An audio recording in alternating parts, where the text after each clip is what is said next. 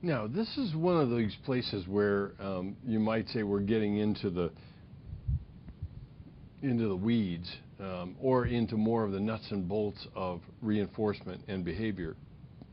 And one of the places that I understand, or you might understand it easier, is in the context of using a dog obedience. I have a golden retriever.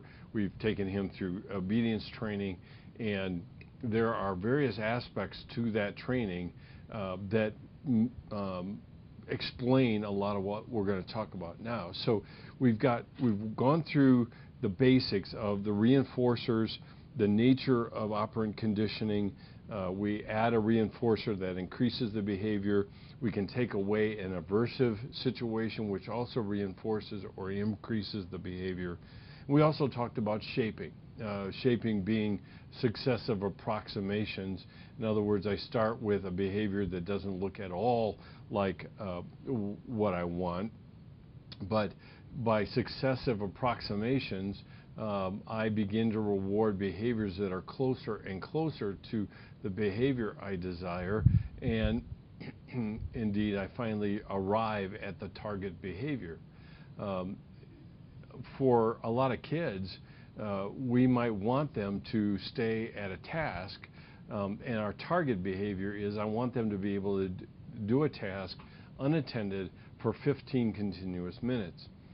I start with 1 or 2 minutes. If this particular child has a hard time concentrating and focusing, then I start with 2 minutes and I give them a reinforcement, or I give them a star or something like that. Now remember, a star, which is something we already talked about, is a secondary reinforcer. In other words, it gives them something, it acts as an intermediary between the behavior itself and the actual reinforcement. So they trade in the star for something more desirable. Now, what happens eventually is how do we begin to shape or solidify learning and behavior change?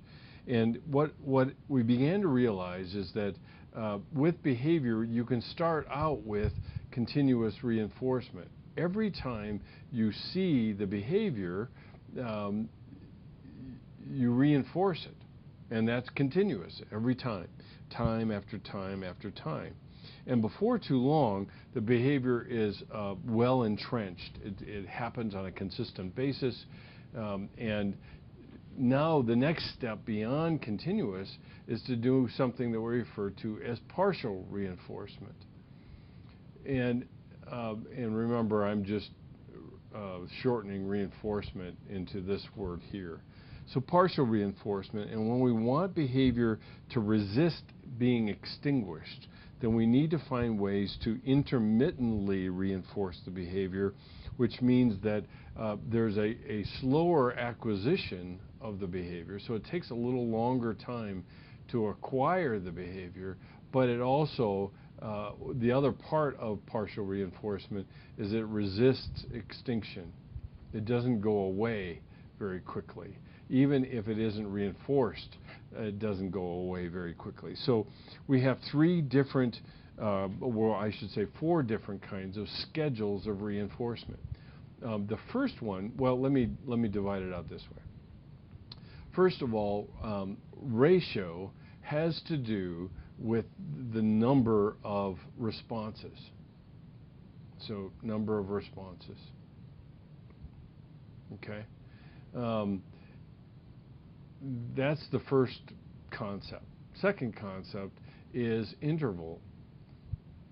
An interval has to do with the length of time.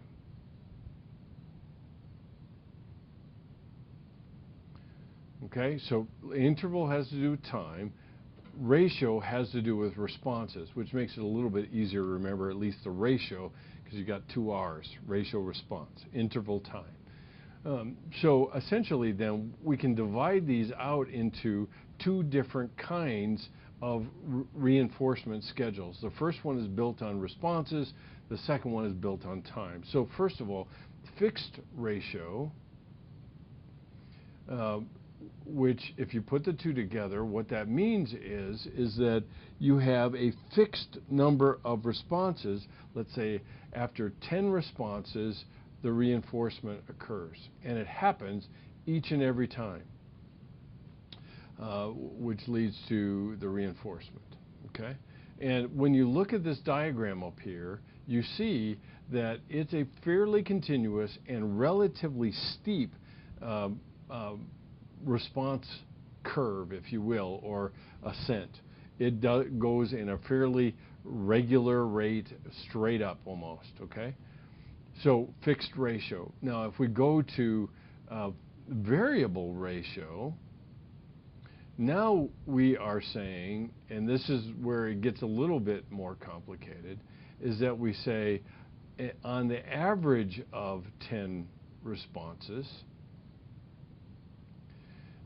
there will be a reinforcement provided, which means that on average 10, so you could go from anywhere from 1 to 10 responses, and one of them be reinforced, and the other, the organism would have to respond 10 times before they got reinforced.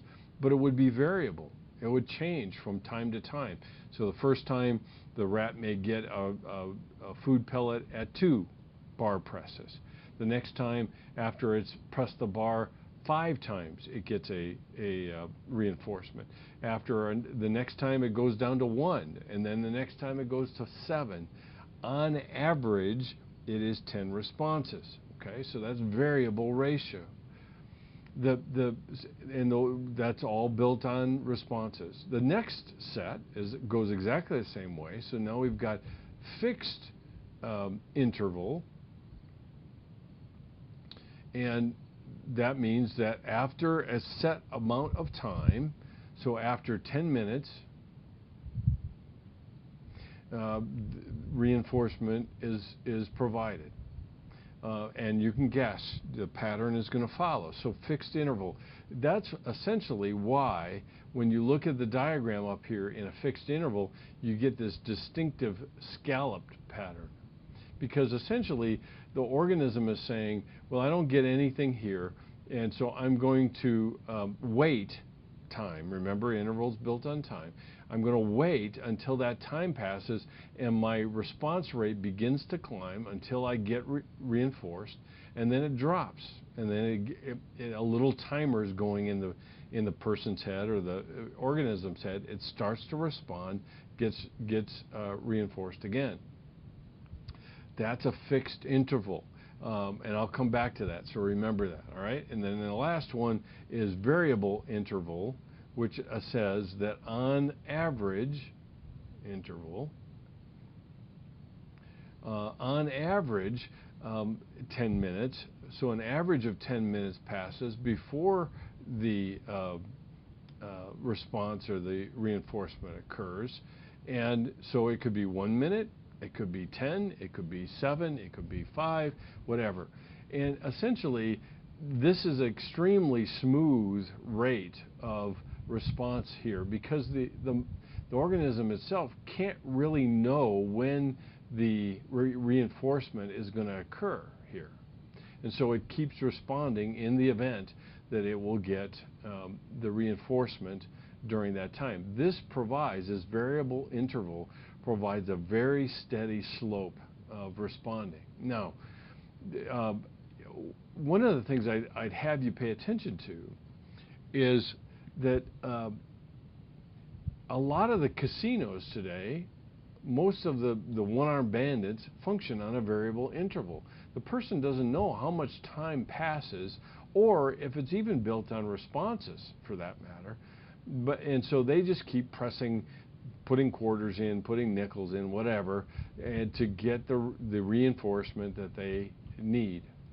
In fixed interval, what's interesting is that, and I'll just diagram it down here real quickly, is let's say that we are right here at the beginning of the semester. And you get your syllabus and you recognize that 7 weeks from now, way up here, is when your first assignment is due. Let's just say it's a paper, okay? Now, what does your response rate look like? Typically, what happens is students have a response rate a little bit like this.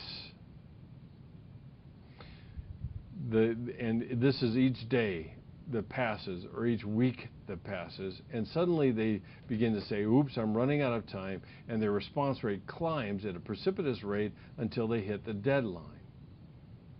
I will say to you, not a good idea, particularly when you're doing a paper. But it's this same scallop up here. Let me change this same fixed interval is what we see in semesters and in activity for students during the semester. We see the same scallop. If you're going to be wise, you would be wise to set out a schedule so that you flatten this curve out for yourself and not hit these scallops. It is extremely stressful, for one, and for another, it is extremely unpredictable, because you never know exactly what might happen during this interval that will interfere with your plan of waiting till the last minute. Now, I know that most of you would never consider doing something like that, but in the event that that happens, food for thought and a word to the wise.